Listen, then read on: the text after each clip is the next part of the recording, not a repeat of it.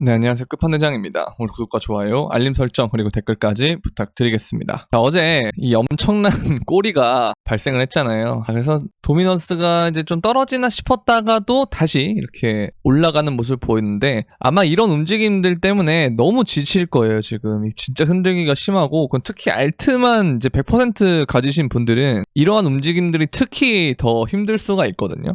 근데 제가 여러분들한테 그래서 비트코인을 반드시 포트폴리오에서 보유를 해야 된다. 그리고 웬만하면 이 도미넌스가 올라가는 과정은 좀 쉽지 않기 때문에 알트를 모아가실 분들은 모아가 되는데 좀 엄청난 각오가 필요하다 라는 말씀을 드린 게, 이 흔들기가 엄청 심해요. 정말 심하고, 그러는 과정에서 도미넌스가 이렇게 올라가니까 이제 알트가 좀 많이 죽는 거예요. 그래서 그런 과정에서 여러분들이 좀 힘들 수는 있지만, 어쨌든 얘가 이런 식으로 올라간다면 고점은 뭐 한 59에서 60 정도 되는데 지금 아직 56이니까 만약 60까지 간다 그래도 한 3.5% 정도는 더 올라야 되잖아요. 근데 지금 우리가 55에서 56.5로 한 1%가 올랐는데 이렇게 고통스럽다면 여러분들은 이제 비트가 맞는 거긴 한데, 그럼 뭐 알트를 하는 사람들은 죽어 있어야 되냐? 뭐 당분간은 그럴 가능성이 좀 있습니다. 무슨 말이냐면 알트장이 오는 조건이 있어요. 알트장이 오는 조건은 보통 이제 이런 상태에서 회복할 때는 알트가 조금 더 올라요. 그런데 여기서 지속적으로 오른다라고 하거나 아니면 이런 식으로 과도하게 빠진다거나 비트가, 그럴 때 알트들이 방어력이 약합니다. 그리고 떨어졌다가 갑자기 오를 때, 요때는 순간적인 반등은 알트가 비트보다 좋아요. 그쵸? 이제 그렇게 볼 수 있는데, 본격적으로 알트장이 오려면 어떠한 장세가 돼야 되냐면 이 박스권을 뚫어야 돼요. 이 박스권을 뚫고 쭉 올라가는데, 보통 박스권을 뚫고 비트코인이 막 이렇게 가잖아요? 그럼 이렇게 가는 동안에 도미넌스가 독주를 또 합니다. 그러면서 아마 60이나 뭐 59 이렇게 찍을 가능성이 높다고 저는 보여지거든요. 그 다음에 어떠한 특정 지점을 찍고, 저는 이게 한 9만에서 10만 정도로 일단 보고 있긴 한데, 뭐 8만대에서 올 수도 있어요. 이거는 뭐 좀 지켜봐야 되는 거고, 어쨌든 뭐 이런 자리에서 한번 저항을 맞고 떨어지잖아요. 떨어진 다음에 이렇게 오를 때, 요 지점들이나 요때부터 슬슬 알트가 덜 떨어지고 더 오르고 하는 그런 상황이 벌어진단 말이에요. 근데 이제 여기서 어쨌든 알트들이 신저점을 찍지 않는 이상은 저점 자체는 어쨌든 높이는 형태로 갈 가능성이 높다. 비트가 이 가격대를 지켜주면서 이렇게 올라가는 모습을 보여준다면 이제 그럴 가능성이 높고, 지금 이제 이러한 64,000이나 이런 가격들이 중요한 이유가 뭐냐면, 자 여기 보시면 제가 3주 동안 상승을 했으니까 이게 눌림목이 한번 올 때가 됐다라는 말씀을 드렸잖아요. 그래서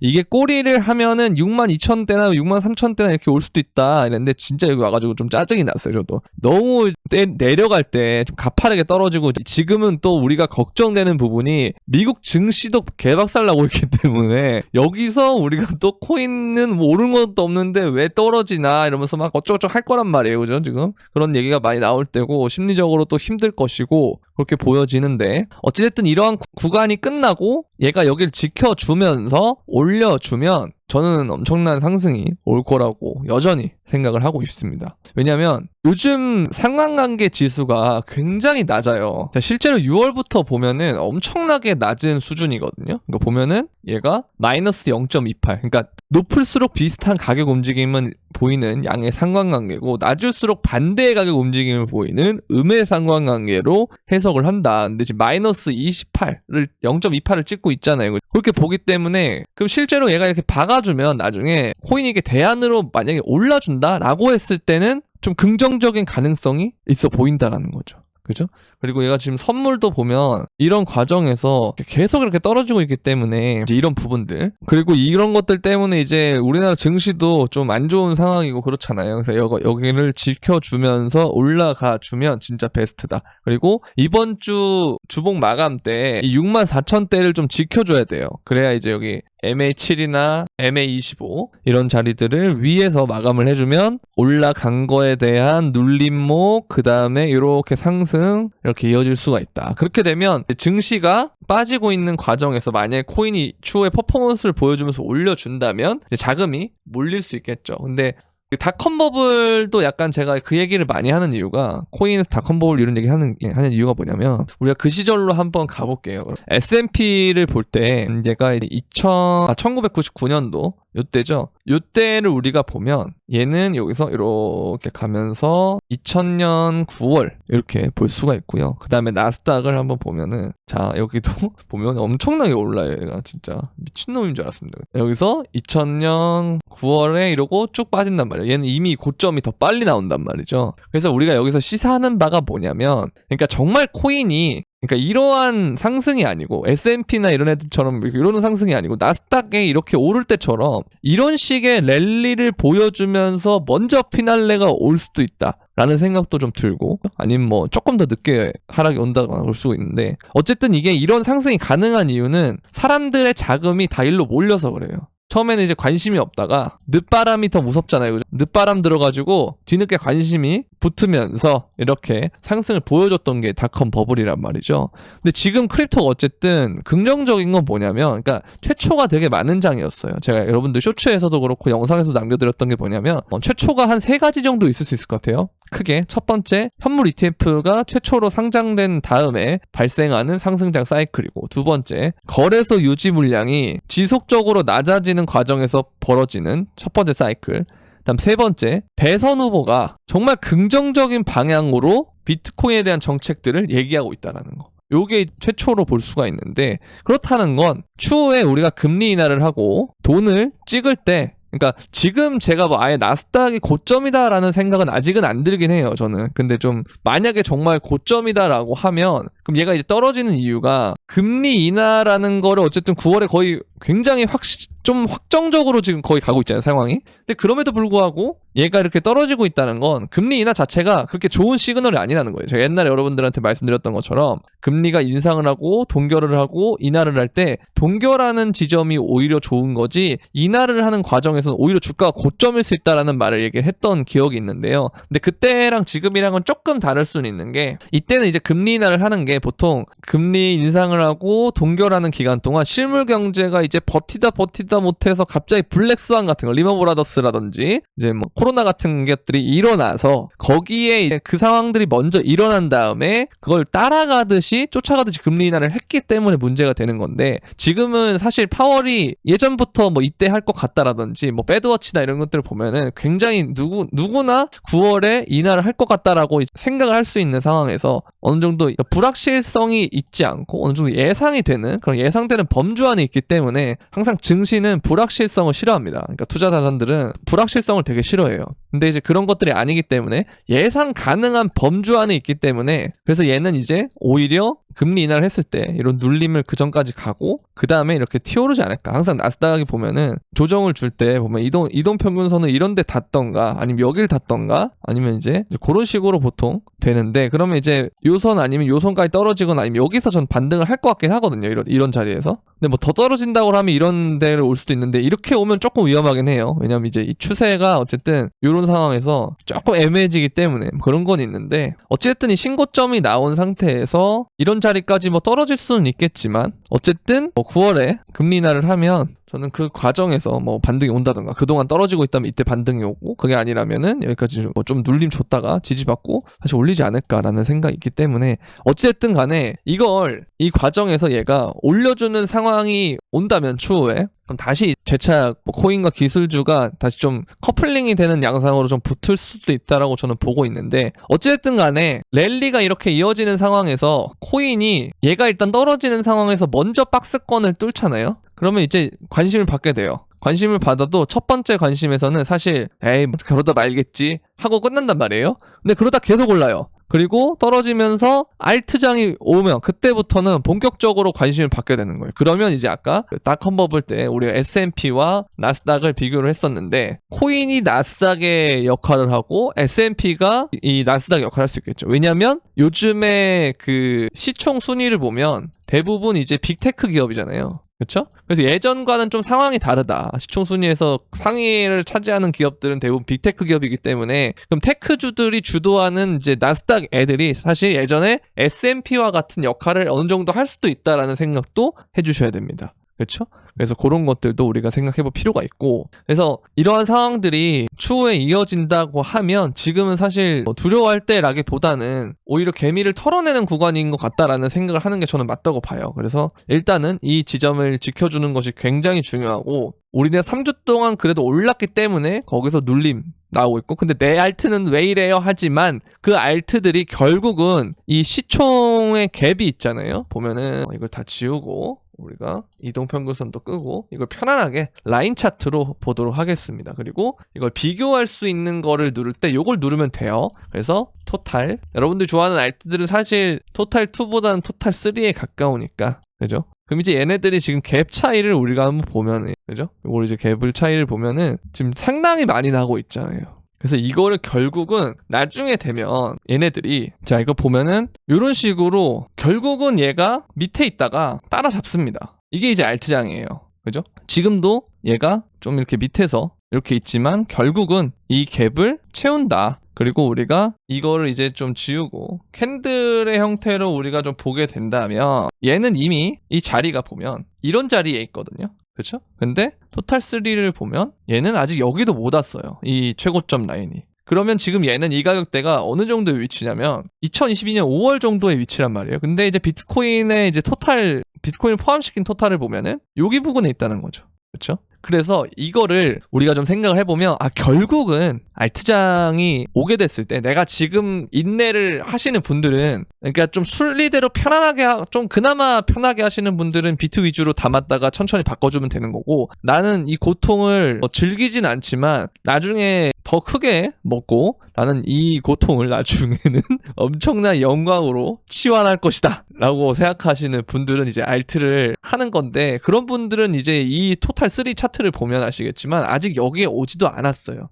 근데 결국은 이거를 얘네들이 맞춘다. 그동안 떨어져 있던 거를 맞추는 과정이 있을 것이다 라는 생각이 있고요. 그리고 이제 우리가 어쨌든 비트코인에 대한 부분을 가장 중요하게 말씀드린 이유는 뭐냐면, 어차피 저런 키 맞추기는 결국 하는데, 그러면 키 맞추기를 할 게 간격 자체가 벌어지면 벌어질수록 맞출 갭이 더 커지니까 더 많이 오를 수가 있겠죠, 알트가. 그러니까 무슨 말이냐, 비트코인이 더 많이 올라줘야 더 많은 사람들한테 관심을 받아가지고 들어와요, 신규들을. 그리고 그 갭이 벌어진 지점을 신규들이 알트를 사게 된단 말이에요. 왜? 여러분들이 처음에 이제 2020년이나 이럴 때 투자를 처음 시작하신 분들 많잖아요. 코로나 때. 그때부터 처음에는 여러분들 증시를 갔다가 그 다음에 이제 2021년 한 2월 정도부터 코인을 오신 분들 되게 많은데, 그걸 한번 생각을 해보세요. 내가 어떤 식으로 코인을 시작했고 어떤 식으로 주식을 시작했는지. 그 이유는 뭐냐면, 첫 번째, 2020년에는 여러분들이 뭐부터 봤냐면 삼성전자를 먼저 봤습니다. 삼성전자를 먼저 봤는데, 여러분들의 지금 포트폴리오는 국내 주식 하시는 분들 포트폴리오는 삼성전자를 여전히 갖고 계신 분들도 있지만 다른 주식들로 퍼져 있단 말이에요. 뭐 현대차, 카카오, 뭐 2차전지 관련주라든지 뭐 기타 등등 다른 주식들로 퍼져 있단 말이에요. 그죠? 자, 그러면 마찬가지 2021년에도 여러분들이 코인을 투자할 때 뭘 보고 투자했냐면, 자, 알트코인의 불장을 보고 배가 아파서 시작을 했을 거예요. 근데 관심을 가지고 있었던 건 2020년 연말이었을 거거든요. 요때는 여러분들 뭘 보냐면 비트코인밖에 안 보여요. 왜? 내가 코인을 모르는데 알트코인을 알지 못하잖아요.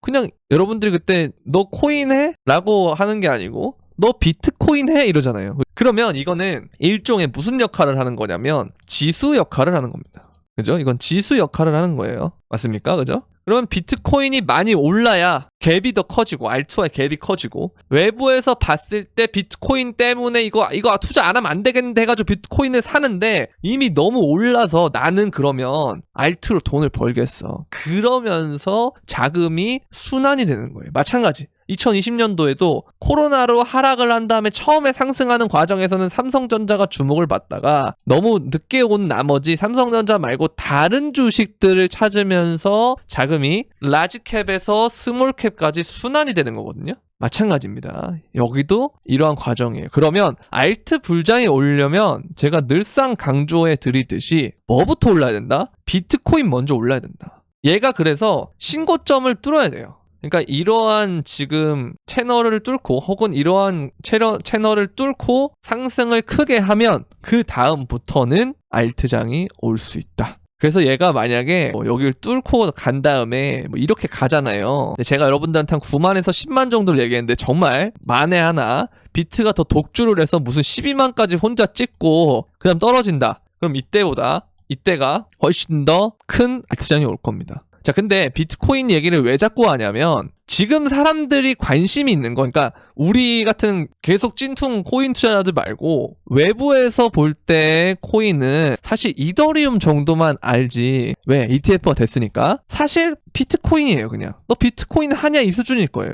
그쵸? 그리고 대선 후보들도 이더리움은 공약을 걸기가 어렵죠. 근데 지금 11월에 미국 대선이 있으니까 이 과정에서 사실 뭐가 되는 거냐면 홍보가 되는 거예요. 홍보. 그렇죠? 그러면 이게 홍보가 되고 이제 비트코인을 사기라고 했던 사람들이 공약을 되니까 투자하는 사람들도 지금 비트코인에 대해서 공부할 수밖에 없는 거예요. 그러다 보면 가격이 추후에 올랐을 때 더 파급력이 클 거다. 그리고 비트코인의 파급력이 커지고 더 많이 올라주면 아까 말씀드렸듯이 알트장이 더 큰 게 온다. 그래서 이번에 닷컴 버블 가능성을 제가 좀 얘기하고 있는 이유가 이제 그런 부분입니다. 아시겠죠? 이런 거 보시면 되고, 그래서 알트를 묵묵하게 사시는 분들 정말 힘들겠지만 조금만 더 버티시면 된다 라는 말씀드리고요. 이 박스권만 뚫으면 이렇게 가는 과정에서는 알트가 지지부진할 수 있어요. 그러나 아까 말씀드린 것처럼 비트가 먼저 올라줘야, 우리 큰형님이 먼저 올라주셔야 그 자금들이 신규를 모집하고 그 신규들이 비트코인이 너무 비싸졌기 때문에 처음에는 보유했다가 슬슬 알트가 오르는 거 보고 그 비트코인을 팔고 알트로 전환하면서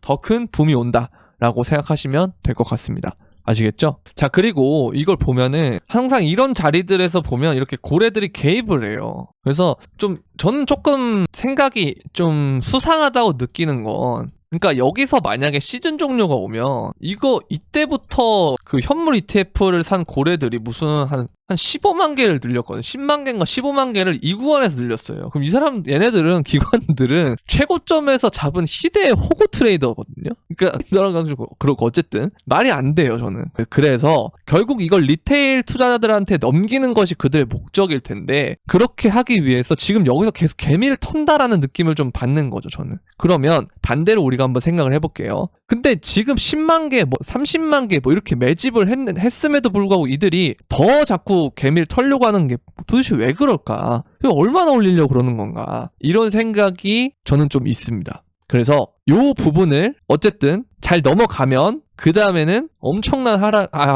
엄청난 상승이 우리를 기다리고 있을 것이다 라는 말씀을 드립니다. 자, 그러면서 이제 이런 얘기를 하는데 정말 뭐지? 이런 생각이 들어요, 좀. 왜냐면 이게 37도의 경사각으로, 그러니까 상승 각도가 37도라는 이 추세선을 형성을 하는데, 항상 비트코인은 보시면 알겠지만 이런 추세선을 형성한 다음에 그다음 이걸 뚫고 고각 상승이 나오고 장세가 끝나요. 근데 이게 17년도처럼 이 추세 37도에 있는 기간이 길면 길수록 어떻게 되냐, 이후에 벗어났을 때 상승이 더 커지는데, 지금 얘가 이게 지금 이렇게 되면 이런 자리가 지금 벌써 한 14만 5만 이런 자리를 보이거든요. 근데 여기서 이렇게 뚫어서 캔들 한 3개가 더 간다 그러면 이거 하나에 2달짜리인데 도대체 어디까지 오른다는 거야? 이런 생각이 든단 말이에요. 50만 달러를 갈 건가? 그건 아니지만 어쨌든 우리가 생각하는 것보다 좀 더 크게 갈 수 있다라는 생각을 해주시면 좋겠다. 지금 상황에서는. 아시겠죠? 그렇게 보면 될 것 같고, 마찬가지로 우리가 지금 상황이 2017년 사이클과 좀 닮아있다 라는 걸 볼 수가 있고요.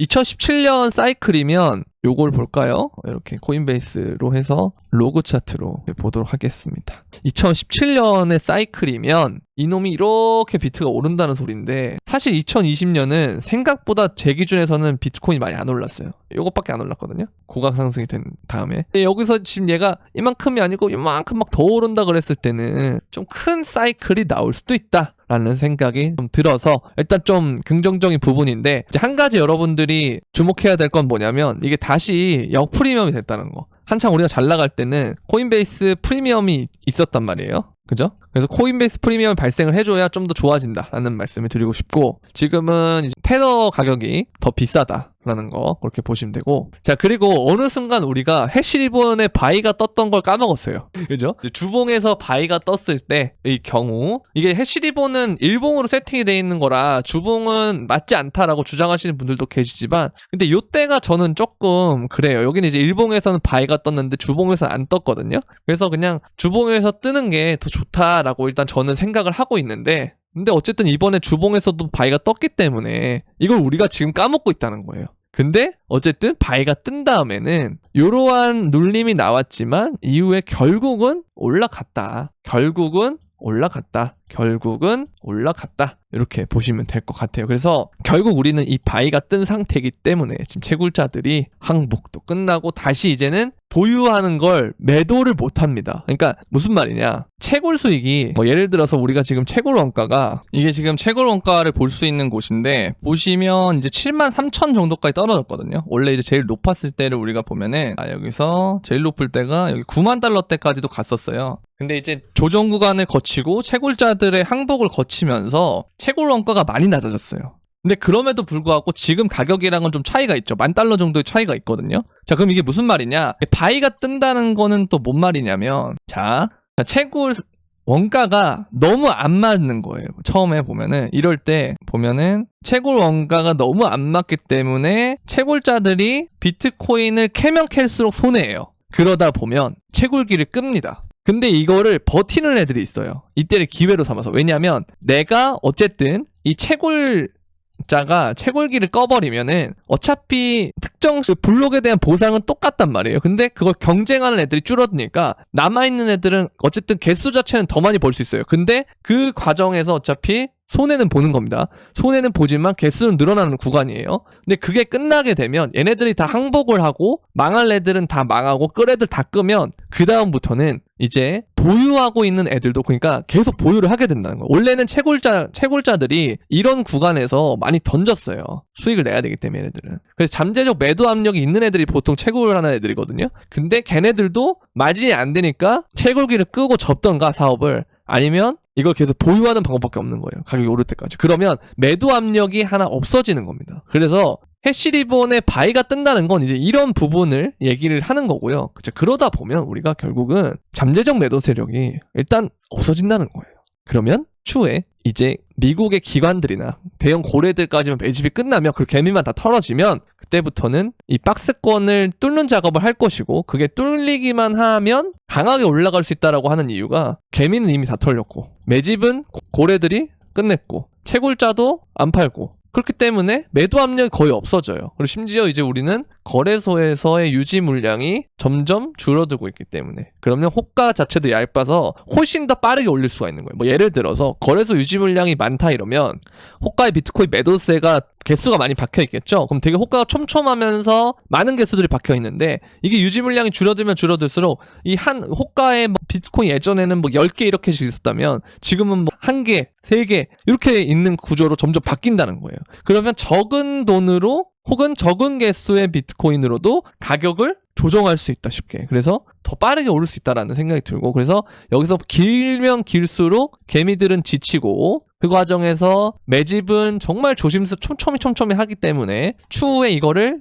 결국 리테일, 새로운 개미들한테 넘길 것이다, 그런 생각이 든다라는 거죠. 그래서 요 구간만 우리가 잘 버텨주면 곧 신고점을 갈 수 있지 않을까라는 생각을 저는 하고 있습니다. 아시겠죠? 자, 그리고 트럼프 승리, 그리고 4분기 연준의 금리 인하 기대로 수주 내에 비트코인의 강세가 전망이 된다 이러는데, 요즘 해리스가 좀 많이 추격을 하는 모양새죠. 뭐 몇몇 조사에서는 해리스가 앞서는 걸로 나오는데, 근데 사실 저는 결국엔 트럼프가 이기지 않을까라는 생각이긴 해요. 근데 뭐 설사 트럼프가 이기지 않더라도 해리스 역시도 그 선거를 이기기 위해서 박빙으로 가면 갈수록 뭘 해야 되냐면 이 암호화폐에 대한 공약을 경쟁적으로 할 수밖에 없어요. 이미 트럼프가 너무 많이 질러놔가지고 이쪽 표심은 무조건 트럼프예요 지금. 그럼 이거를 어쨌든 박빙의 구조면 선거를 이기고 싶어서 미치겠다라고 하면 이제 그쪽 표를 뺏어오는 전략을 써야 돼요.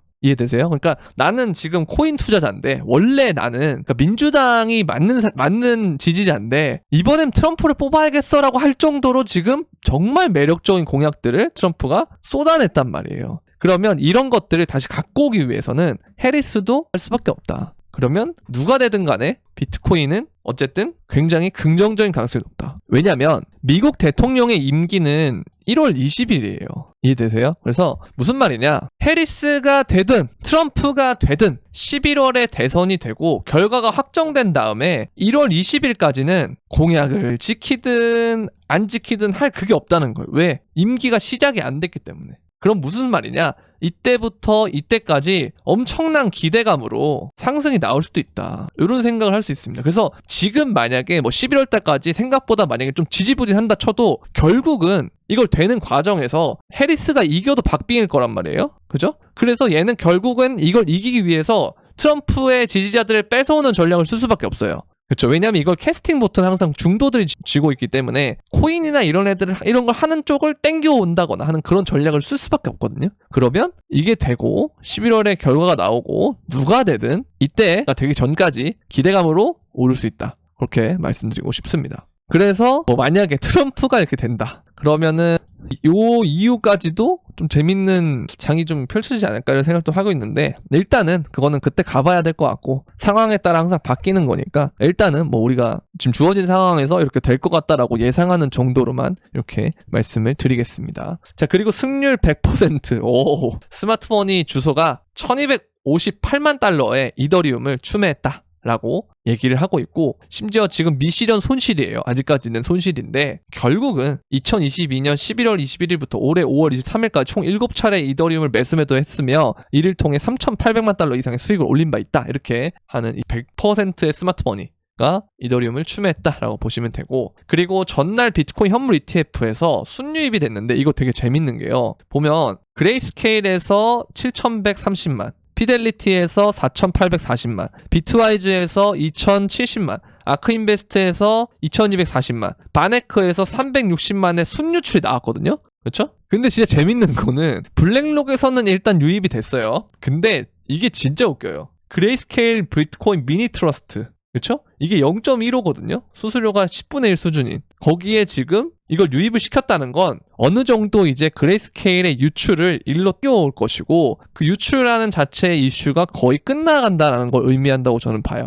그래서 이 부분 오늘 좀 중요한 부분이다라고 생각이 들고 그 다음에 전날 이더리움 현물 ETF에 이 1670만의 순유입이 일어났다. 라는 얘기를 하는데 이 거래일 만에 순유입으로 전환됐다. 그레이스케일에서만 7,800만 달러 상당의 순유출이 발생했으며 블랙록 이더리움 A, 피델리티 F, 이더리움에서 각각 8,960만, 1,170만 달러의 순유입이 발생했다. 그죠? 블랙록의 순유입이 그레이스케일 순유출액을 추월한 건 이번이 처음이다. 결국 이더도 블랙록은 모으고 있다. 그래서 제가 여러분들 자금의 순환을 말씀드렸잖아요. 자, 알트가 크게 가려면 결국 비트가 많이 가야 되고요. 그 다음 알트장이 시작이 되려면 항상 뭐부터 올라야 된다? 이더부터 올라줘야 된다는 거. 그래서 거기에 대한 준비가 어쨌든 지금 되고 있는 상황이다. 그렇게 보시면 될 것 같습니다. 주말 잘 보내시고요. 정말 어려운 장세이긴 한데 그렇다고 해서 무슨 완전 끝난 것도 아니고 저는 이러한 구간에서만 잘 버텨주면 결국은 우리가 원하는 아름다운 상승이 올 것으로 보기 때문에 조금 더 우리는 여유를 갖고 천천히 지켜보면 될 것 같습니다. 자, 오늘은 여기까지 하도록 하겠고요. 도움이 되셨다면 구독과 좋아요, 알림 설정 그리고 댓글까지 부탁드리면서 그럼 안녕.